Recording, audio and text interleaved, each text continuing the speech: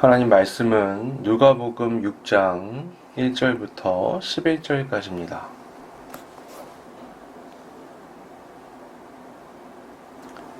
누가복음 6장 1절부터 11절까지입니다.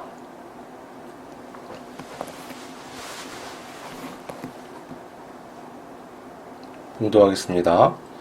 안식일에 예수께서 밀밭 사이로 지나가실새 제자들이 이삭을 잘라 손으로 비비어 먹으니 어떤 바리새인들이 말하되 어찌하여 안식일에 하지 못할 일을 하느냐. 예수께서 대답하여 이르시되 다윗이 자기 및 자기와 함께한 자들이 시장할 때에 한 일을 읽지 못하였느냐.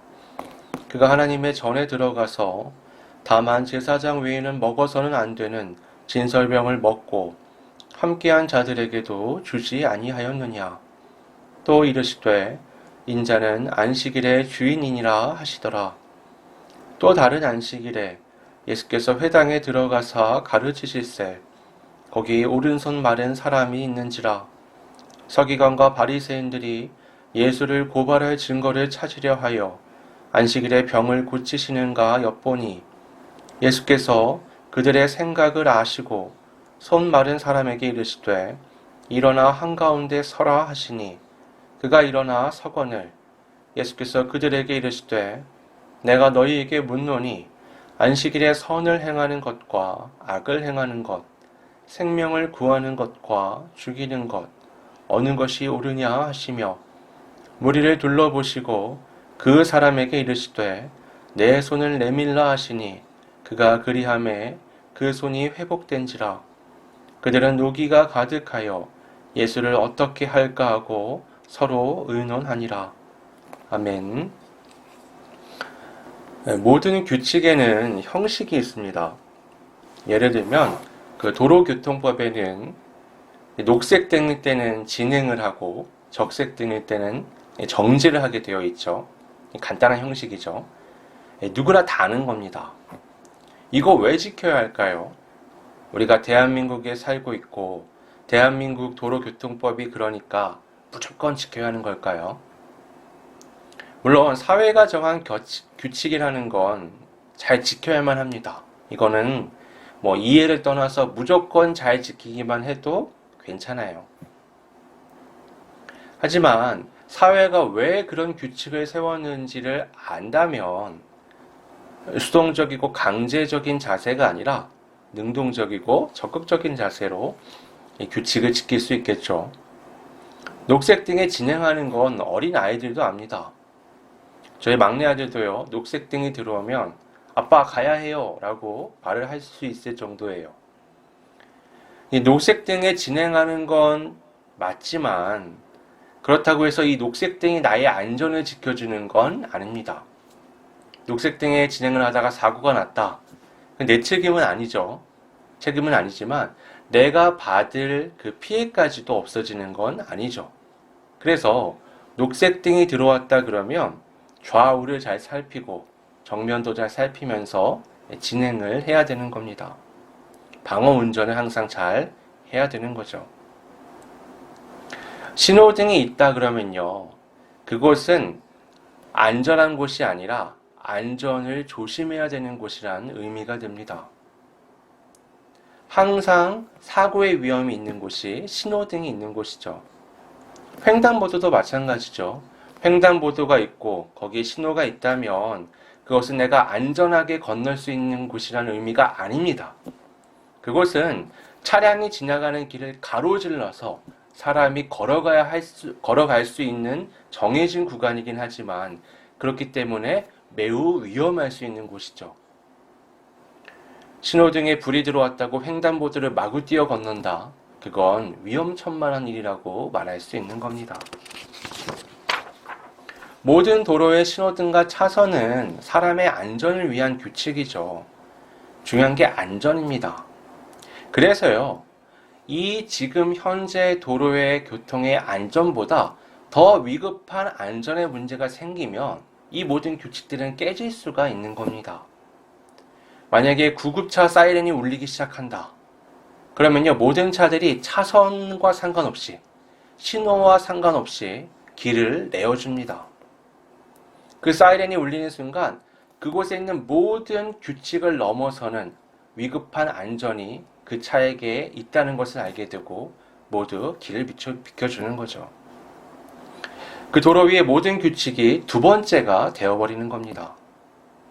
이처럼 이 규칙의 목적을 우리가 잘 알면 더 유연하고 적극적으로 적용해서 살아갈 수가 있습니다. 만약에 응급상황에서 구급차가 사이렌을 울리는데 나는 도로교통법에 의해서 나는 정당해 라고 말을 하면서 그 차를 가로막거나 그 차에게 항의를 한다면 이 사람은 지금 우리가 정해놓은 규칙들이 무엇 때문에 존재하는지 알지 못하는 게 되죠. 그 정도에서 멈추는 게 아니라 이 사람 때문에 만약에 위급한 환자가 제때 치료를 받지 못했다. 이 사람은 고소당하고 사회적으로 아주 심각한 윤리적 타격을 입게 될 겁니다. 유대인들은요, 이러한 부분에서 하나님의 율법에 대한 이해가 부족했습니다.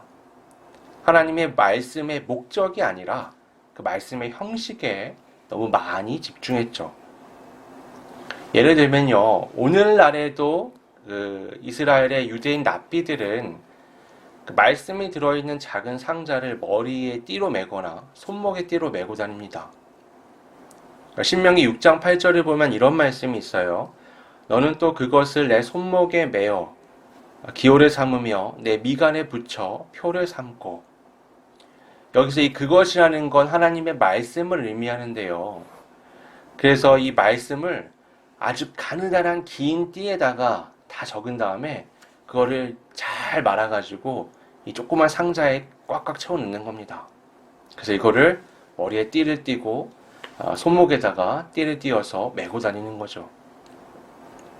여러분, 만약에 어떤 말씀을 마음에 새겨라 라고 말하면 이게 진짜 마음에 파서 새기라는 얘기예요? 아니죠. 이것은 바위에 마치 무언가를 새겨 넣는 것처럼 마음에 명심해서 새겨 넣어서 반드시 기억하라는 얘기죠. 이거를 곧이곧대로 듣고 가슴에다가 막 파기 시작한다. 그건 말을 완전히 잘못 이해하는 겁니다. 하나님께서 하나님의 말씀을 머리와 손목에다가 띠를 띠라는 얘기는 뭐냐? 너희가 하는 모든 생각과 모든 행동에 있어서 하나님의 말씀이 기준이 되게 하라는 거죠. 그 말씀을 곧이곧대로 알아듣고 머리에 띠로 묶고 손목에 띠로 묶는 건 이건 하나님의 말씀에 대한 몰이입니다. 예수님의 시대에도요, 유대인들의 이런 오해는 아주 깊었습니다. 그래서 예수님께서 하시는 많은 일들을 이해하지 못했고 오히려 예수님을 신성 모독자라고 말하며 비난했죠. 그들은 예수님이 하시는 일들을 도저히 이해할 수가 없었습니다. 오늘 말씀에서는요, 안식일이 아주 중요한 화두입니다. 두 가지 사건이 나오는데요. 하나는 안식일에 밀밭을 지나가던 중에 예수님의 제자들이 그 밀 이삭을 잘라서 비벼서 먹는 것을 보고 바리새인들이 비난한 겁니다. 또 다른 사건은 안식일에 예수님께서 손 마른 사람의 병을 고쳐주신 것을 보고 이 바리새인들이 분노한 거죠. 바리새인들이 이 두 사건을 보면서 분노한 이유는 십계명의 제4계명이 안식일을 기억하여 거룩하게 지키라고 말씀했기 때문입니다. 여러분, 안식일을 기억하여 거룩하게 지킨다라는 거에서 포인트가 뭘까요? 안식일이 중요한 건 누구나 다 알죠. 중요한 건 이 거룩입니다. 굉장히 추상적인 개념이거든요. 거룩하게 지킨다. 아니, 거룩하게 지킨다는 게 어떻게 지키는 거지? 그래서 이 추상적인 거를 형식적인 걸로 만들어서 사람들이 지키기 시작한 겁니다. 이 거룩이라는 단어는 원어를 살펴보게 되면 구별한다는 거예요. 다른 일반적인 것들과 구별하여서 특별하게 놓고 그것을 여기는 것을 거룩이라고 말하는 겁니다. 그러니까 안식일이라는 건 일주일 중에 하루를 얘기하는 거잖아요. 그러면 나머지 6일과 구분되는 날이라는 겁니다. 다른 6일 동안은 일을 하지만 이 하루는 일을 하지 않고 구별해서 지키라라고 말씀하는 거죠. 왜냐? 이 6일 동안 하나님이 창조를 하시고 이 7일째 되는 날에 안식하셨기 때문에 그 하나님의 뜻을 따라서 너희도 6일 동안 일을 하고 이 7일째 되는 날에 안식하라는 겁니다. 그리고 이 안식일에 하나님이 복을 주셨으니 너희도 이 복에 동참하라는 거죠.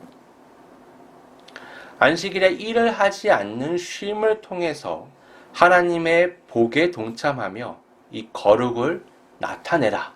이건 모든 사람이 안식일에 대해서 동의하는 바입니다. 그런데 문제가 있어요. 일이라는 건 사람이 하는 거죠. 그래서 이 일을 하지 않는다라는 것에 두 가지 초점이 생기는 겁니다. 하나는 일 자체예요. 어떤 것까지 일이라고 말할 수 있느냐? 무엇까지 일이라고 말할 수 있는 거냐? 일을 하지 않아야 하는데 어떤 것까지 하지 않는 게 일을 하지 않는 것이냐? 그래서 안식일에 할 수 있는 것과 없는 것을 명확하게 구분하는 거죠. 두 번째는요, 사람에다 초점을 맞추는 겁니다. 어떤 사람까지 일을 하지 않아도 되는 거냐? 대체 어떤 사람들까지냐? 이 두 가지는요, 상당히 달라요. 사람이 일을 하는 거니까 결국 같은 말이 아니냐라고 말할 수 있지만 사실 이 둘은 완전히 다릅니다. 일에 초점을 맞추는 순간 안식에 참여할 수 있는 사람이 줄어듭니다. 일의 종류가 많아질 거 아니에요. 어떤 일들은 하면 안 돼. 그러면 그 일에 걸리는 모든 사람들은 안식에 참여할 수 없는 사람들이 되어버려요. 반대로 사람의 초점이 맞추면 안식에 참여할 수 있는 사람은 많아집니다. 이런 사람도 저런 사람도 모든 사람들이 다 안식에 참여할 수 있어 라고 말을 한다면 모든 사람들은 일을 놓고 안식에 참여할 수 있는 거죠. 그래서 출애굽기 20장에 이 안식일에 대한 것을 하나님이 말씀하시면서 뭐라고 말씀하시느냐? 약속의 땅에 있는 모든 사람, 가나안 땅에 있는 모든 사람, 그것이 아들이 됐던 딸이 됐던 여종이 됐던 남종이 됐던 심지어 그곳에 사는 가축들과 거기에 들린 손님들까지도 모두가 다 이 안식일의 안식을 경험할 수 있다라고 하나님이 말씀하십니다. 왜 하나님께서 그 말씀을 그 한 사람에게 말씀하시느냐? 여기서 중요한 포인트가요. 안식의 복이 너만 해당하는 것이 아니다라는 걸 하나님이 강조해서 말씀하시는 거예요. 만약에 안식에 일을 하지 말고 쉬어라 라고 말한다면 그냥 그렇게 말씀하시면 끝나는 거예요. 근데 많은 사람들을 고려하라 라고 말씀하시거든요. 네 남종, 여종, 네 아들, 딸, 네 가축들, 너에게 있는 손님들까지 다 너 신경 써야 돼. 그들이 다 안식할 수 있게 너 기억해야 돼. 라고 말씀하시는 겁니다. 단지 혼자만 안식하는 게 아니라 자신과 관계된 모든 사람이 안식할 수 있도록 배려하고 신경 쓰라는 거죠. 여러분, 일에 초점을 맞추게 되면요, 사람을 자꾸 정죄하게 됩니다. 하지 말아야 할 일들이 계속해서 눈에 보이기 때문이죠.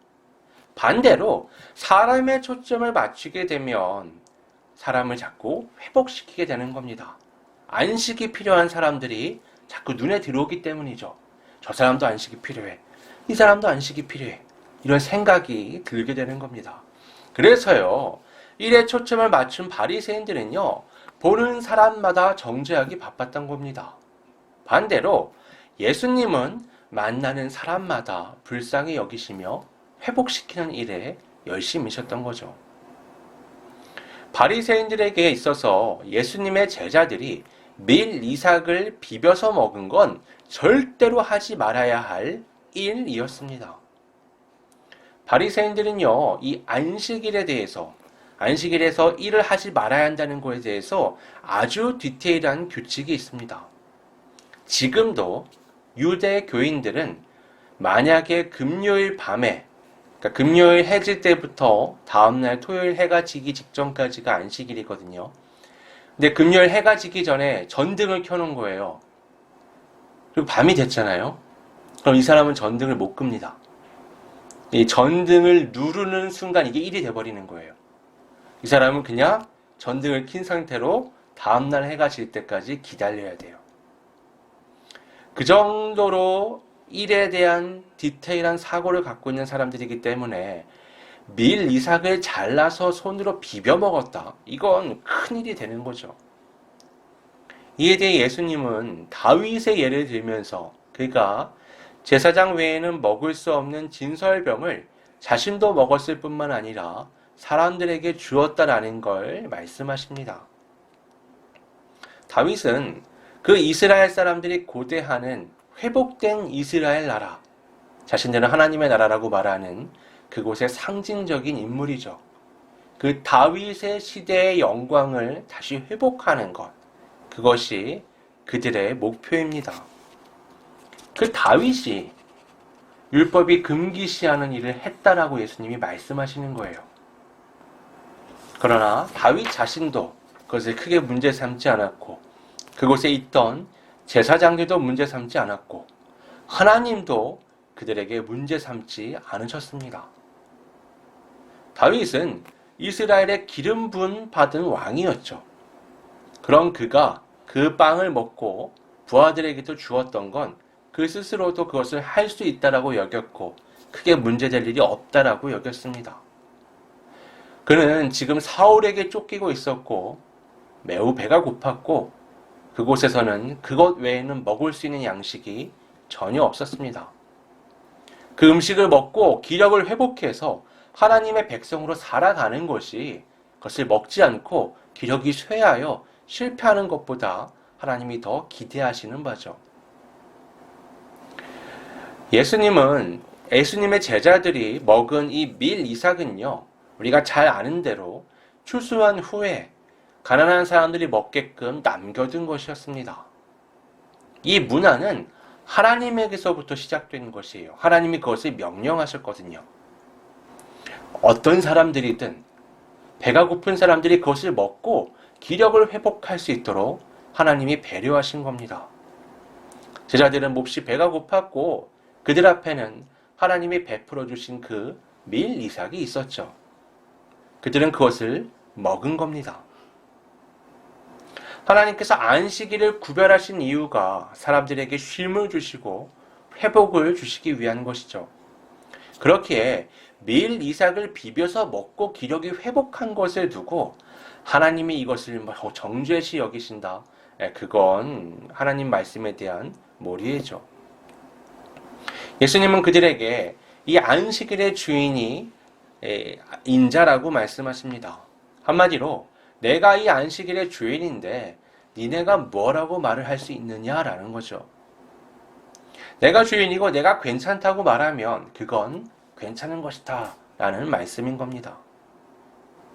다윗이 진설병을 먹었던 그 왕의 권리와 만왕의 왕이신 예수 그리스도의 권리는 비교할 수가 없는 겁니다. 예수님은 안식일의 주인이십니다. 안식일을 위해 주님이 계신 것이 아니라 주님을 위해서 안식일이 있다고 말을 해도 과언이 아닙니다. 이어지는 말씀에서 예수님은 자신을 고발할 궁리를 하고 있는 바리새인들 앞에서 보란 듯이 이 손마른 사람의 병을 고쳐주십니다.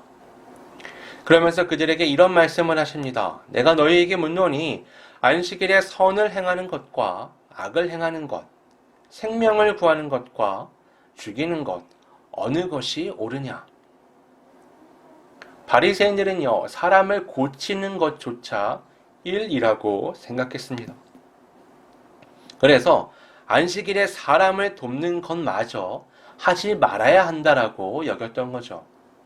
그래서 예수님을 쫓아다니면서 사람의 병을 고치는 일을 하나하나 계속 노려보고 있었던 겁니다.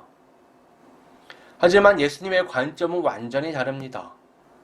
선을 행하지 않는 건 악을 행하는 것이다. 생명을 구하지 않는다면 그것은 생명을 죽이는 것이다 라고 말씀하십니다. 예를 들어서 사람이 지금 늪에 빠져 죽어가고 있다고 보면 만약에 안식일이다. 이 사람을 건져내는 건 일이 되어버리죠. 그러면 이 사람을 건져내는 게 옳은 것이냐? 건져내지 않는 것이 옳은 것이냐? 예수님은 이것을 생명을 살리는 게 옳은 거냐? 생명을 죽이는 게 옳은 거냐? 이렇게 해석해서 물으시는 겁니다. 만약 그를 건져내지 않는다면 그 사람은 의도적으로 그 사람을 죽이는 것과 마찬가지다라고 말씀하시는 겁니다. 예수님은 안식일에 대한 그들의 잘못된 정의를 바로 세우십니다. 예수님은 그럴 권리가 있으신 분이죠. 그럴 지혜가 있으신 분입니다. 그분은 하나님의 아들로서 이 땅에 오신 그리스도이십니다. 그분은 안식일의 주인이시죠. 모든 사람이 안식일에 포함된 이 쉼과 회복을 얻어야 하지만 예수님은 그것을 얻는 분이 아니라 그 안식일에 쉼과 회복을 불어넣는 하나님이십니다. 오늘날 우리가요, 안식일에 지키지 않죠. 금요일 해질 때부터 토요일 해질 때까지 이 날을 지키지 않고 우리는 오늘 바로 주일을 지킵니다. 그 이유는 이 안식이 예수 그리스도의 십자가의 대속에 포함되어 있기 때문이죠. 예수님은 우리에게 진정한 안식을 주신 분입니다. 그저 안식일에 삶의 작은 쉼을 얻는 정도가 아니라 죄와 사망의 권세에서 해방되어 하나님 앞에서 영원한 자유와 영생을 얻는 진정한 쉼을 십자가에서 우리에게 주셨습니다. 이 십자가는 모든 시간과 공간을 초월하는 하나님의 놀라운 역사입니다. 예수님의 십자가에는요, 어떤 종류의 일도 문제가 되지 않습니다. 어떤 종류의 사람도 문제가 되지 않습니다. 예수님의 십자가는 그분을 믿고 자신을 내어놓는 모든 사람에게 동일한 안식을 부여합니다. 오늘날 우리는 사람을 어떤 기준으로 바라봅니까? 사회를 구성하고, 가정을 구성하고, 또 교회를 구성하는 데 있어서 우리의 기준이 무엇입니까? 우리는 혹시 나의 편협한 기준으로 사람을 평가하고 정의하며 정죄하고 있지는 않습니까? 하나님의 말씀을 받았지만 그것을 나의 좁은 시각에서 해석하며 잘못 적용하고 있지는 않습니까? 예수님께서는 괜찮다고 받아들이신 사람들인데 나는 도저히 용납하지 못하고 받아들이지 않는 사람들이 있지는 않습니까? 그렇다면 과연 이 삶의 주인이 예수님이 맞습니까? 여전히 내가 내 삶의 주도권을 쥐고 예수님께서 내게 맞추라고 강요하고 있는 건 아닙니까? 여러분, 안식일의 주인은 예수님이십니다. 바리새인이 아니죠. 그리고 그분은 온 우주와 우리 삶의 주인이시기도 합니다. 그러므로 예수님의 기준이 나의 기준이 되어야 합니다.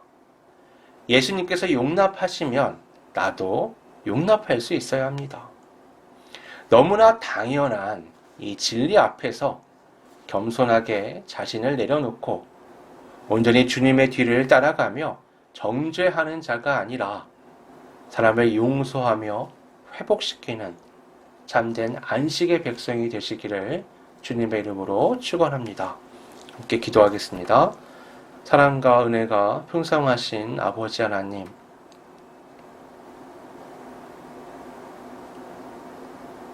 우리의 삶을 하나님께 다 내어드린다고 입으로 고백했고 예수님을 주님이라고 말하면서도 내 삶의 많은 상황과 또 사람들을 보며 내 식들의 평가와 정죄로 사람들을 상처 주고 참된 안식을 빼앗는 그런 죄를 우리는 때때로 잘 저지르며 살아가고 있습니다. 다시 한번 제 말씀을 보며 이 삶의 주인이 예수님이시라는 것을, 그분의 룰이 나의 룰이고 그분의 기준이 나의 기준이라는 것을 새삼 다시 한번 확인하였습니다. 내 안에 있는 미움, 내 안에 있는 분노, 내 안에 있는 사람에 대한 수많은 정죄의 감정들이 있지만 그것을 넘어서는 우리 주 예수 그리스도의 놀라운 쉼과 회복의 역사를 그 십자가를 통해 바라보며 나 역시 주님께서 나에게 하신 그 용서를 실천하고 사람들을 정죄하며 안식을 빼앗는 자가 아니라 사람들을 회복하며 쉼과 영생으로 인도하는 참된 그리스도인의 삶을 살아갈 수 있도록 이끌어 주시옵소서. 그래야 우리가 서 있는 그 자리가 세상의 어둠을 밝히며 세상의 불식을 방지하는 놀라운 빛과 소금이 될 수 있도록 인도하여 주시옵소서. 거룩하신 예수님의 이름으로 기도드립니다. 아멘.